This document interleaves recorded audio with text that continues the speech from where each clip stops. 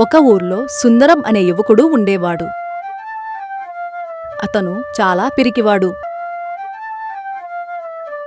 అందరూ అతన్ని ఆట పట్టించడం వల్ల అతడు ఒంటరిగా ఉండేవాడు. ఈ కారణంగా సుందరం ఇంకా పిరికివాడుగా తయారయ్యాడు. ఒకరోజు పొరుగురికెళ్ళి తిరిగి వస్తూ ఉండగా చీకటి పడుతుంది. అడవి గుండా వెళ్ళవలసి వచ్చింది. కాని చాలా చీకటిగా ఉంది. సుందరం ముందే చాలా పిరిగివాడు.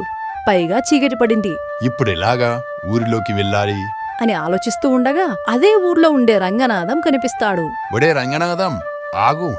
ఊర్లోకేనా? ఆగు, నేను కూడా వస్తున్నా అని ఆ ఇద్దరు కలిసి మాట్లాడుకుంటూ వెళుతారు. ఊర్లోకెళ్ళాక రంగనాథం సుందరంతో ఇలా అంటాడు. ఒరే సుందరం, నువ్వు నిజంగా చాలా ధైర్యవంతుడిరా. ఏమాత్రం భయపడకుండా ఒంటరిగా ఈ అడవిలో ప్రయాణిస్తావు. నాకు తోడుగా వచ్చినందుకు నీకు చాలా ధన్యవాదాలు. నాకు ఒంటరిగా ఈ అడవి గుండా వెళ్ళాలంటే చాలా భయం. ఈ అడవి గుండా ఎలా వెళ్ళాలా అని ఆలోచిస్తూ ఉండగా సరైన సమయానికి నువ్వు కనిపించావు. నాకు తోడుగా వచ్చావు. లేదంటే ఈ రోజు నాకు చాలా కష్టమయ్యేది. సుందరం తెల్ల మొహం వేసుకుని చూస్తాడు. ఒకరికొకరు తోడుగా ఉంటే ఎంత బలమో సుందరానికి బాగా అర్థమైంది. అప్పటినుంచి ఊర్లో అందరితో కలిసి ఉండేవాడు. మరిన్ని కథల కోసము సబ్స్క్రైబ్ బటన్ నొక్కండి.